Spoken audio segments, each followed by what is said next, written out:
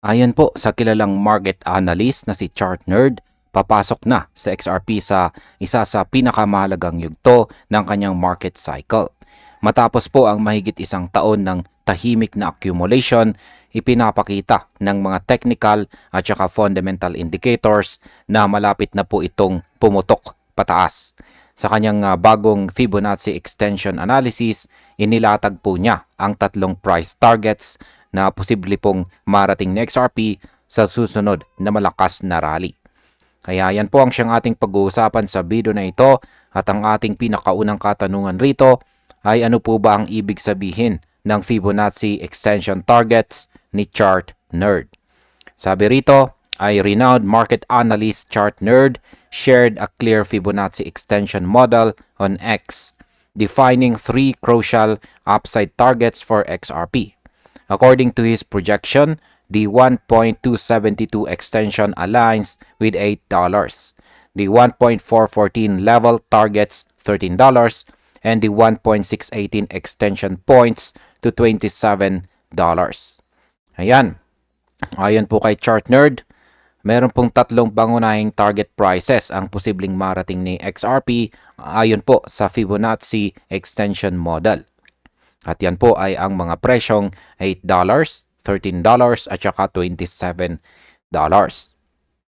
Ang Fibonacci po ay isang paboritong tool ng mga traders para tukuyin kung hanggang saan maaring umabot ang momentum ng presyo.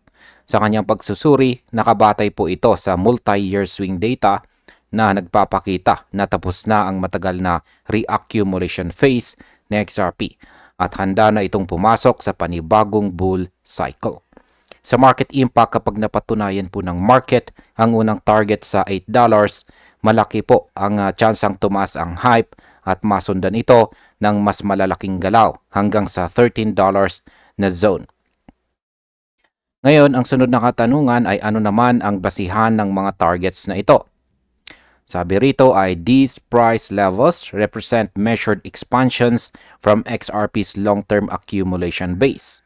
Each target reflects a calculated stage of momentum continuation. The Fibonacci model, a trusted tool in technical analysis, helps identify natural zones where trends extend or reverse. Ayan.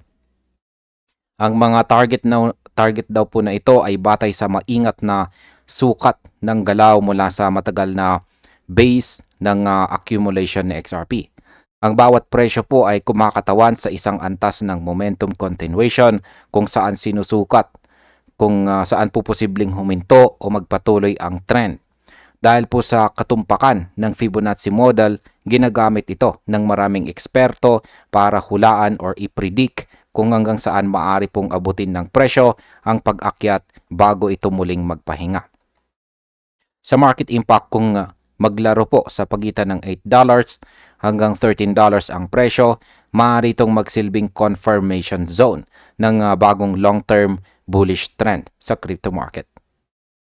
Ngayon ay nasaan ngayon ang presyo ni XRP at ano po ang itsura ng market structure? Sabi rito ay as of report time, XRP trades around $2.50. Daily trading volume stays robust, above $2 billion, indicating sustained investor interest despite low volatility. Ayan po, sa kasalukuyan, nasa $2.50 sa XRP at patuloy po ang malakas na trading volume na lampas $2 billion kada araw. Ibig sabihin nito ay aktibo pa rin ang mga traders kahit hindi po masyadong gumagalaw ang presyo.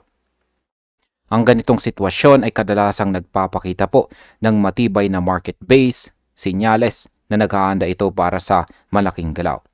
Sa market impact, kapag biglang sumipa ang volume kasabay ng pagkabasag po sa resistance level, maaari pong magsimula ang unang wave ng breakout. Ano naman po ang sinasabi ng RSI na XRP ngayon? Sabi rito ay the RSI sits near 45, a neutral region that indicates room for a potential upside swing. If XRP breaks above its local resistance, a larger impulse wave could begin to form.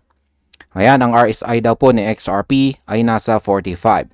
Isa po itong neutral na antas na nagpapahiwatig na may puwang pa para tumaas ang presyo. Kapag nabasag po na XRP ang kasalukuyang resistance zone, posible itong mag-trigger ng malaking impulse wave. Ayon po sa Fibonacci analysis, ang unang target na $8 ay magsisilbing patunay na nagsimula na talaga ang long-term breakout. Sa market impact, ang pagtaas po ng RSI sa itaas ng 60 ay maaari pong magpahiwatig ng simula ng bagong bull phase na siyang magtutulak ng interest mula sa retail at saka institutional traders. Ngayon ay ano naman ang koneksyon ng Ripple ecosystem sa prediction ni ChartNerd. Sabi rito tungkol dyan ay Ripple's ecosystem developments align strongly with ChartNerd's bullish technical structure. The company launched RLUSD, its institutional stablecoin, in December 2024 to deepen liquidity within the XRP ledger. Ayan po, ang Ripple ecosystem daw ay kasalukuyang lumalakas at tumutugma sa technical na analysis ni ChartNerd. Nitong nakalipas po na December 2024 ay nilaunch po ng Ripple ang RLUSD na isang institutional stablecoin na layuning palakasin ang liquidity sa loob ng XRP ledger. Ito po ay nagbibigay ng bagong tulay para sa mga bangko at kumpanya na gustong gumamit ng XRP para sa cross-border payments at asset settlement. Sa market impact, ang RLUSD po ay pwedeng magdala ng dagdag na liquidity na magpapabilis sa transaction. Kaya posible pong mapatibay nito ang presyo ng XRP sa medium term. Paano naman po pinalalakas ng Ripple ang kanyang position sa market?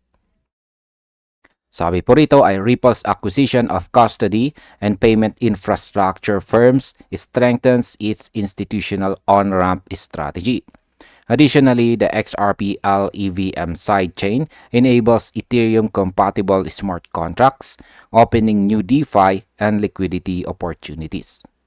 Yan, pinapalakas pa daw ng Ripple ang kanyang position sa market sa pamamagitan po ng pagbili ng mga kumpanya na nagbibigay ng custody at saka payment infrastructure. Idinagdag pa rito ang XRP LEVM sidechain na nagbibigay daan sa Ethereum-compatible smart contracts. Dahil dito, nagkakaroon po ng bagong DeFi at liquidity opportunities sa loob ng XRP ecosystem.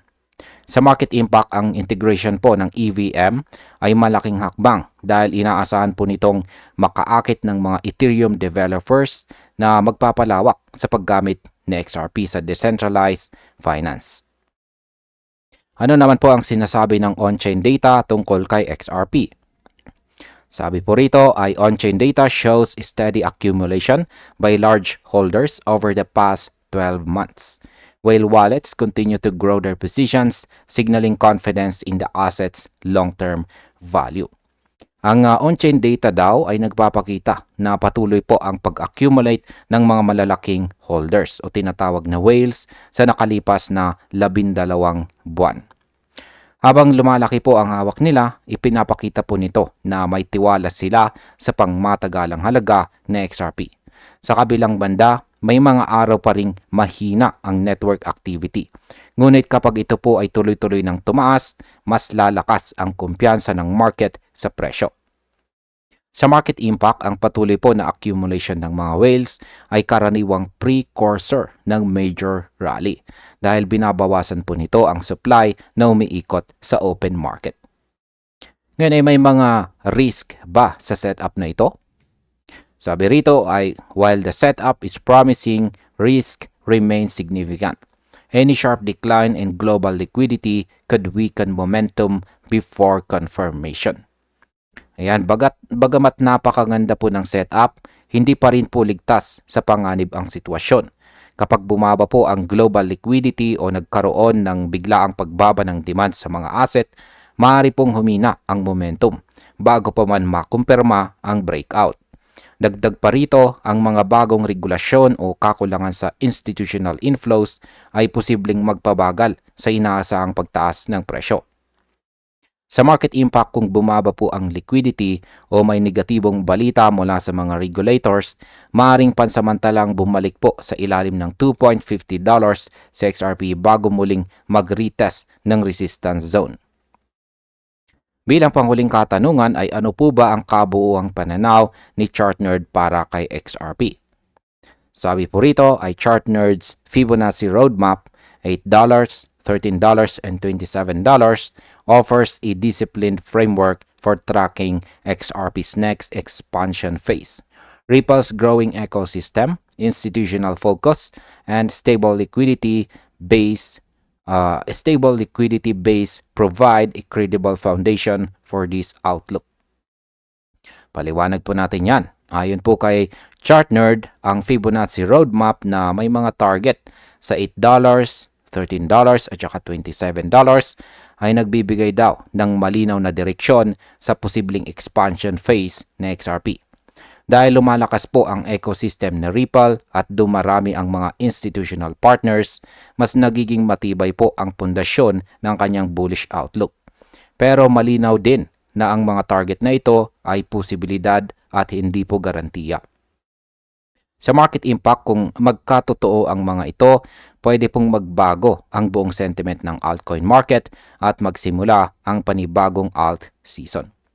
Bilang panghuli, ang aking opinion naman tungkol dito ay ang prediction ni ChartNerd ay hindi lang basta hype. Ito po ay pinagbatayan ng maayos na technical na analysis at sinusuportahan ng lumalakas na fundamentals ng Ripple ecosystem. Para sa atin bilang mga traders at investors, malagang bantayan po natin ang unang target sa $8 dahil ito ang magiging senyales kung magpapatuloy po ang long-term uptrend. Gayunpaman, kailangan pa rin nating mag-ingat dahil sa mga external factors gaya ng regulasyon at saka liquidity.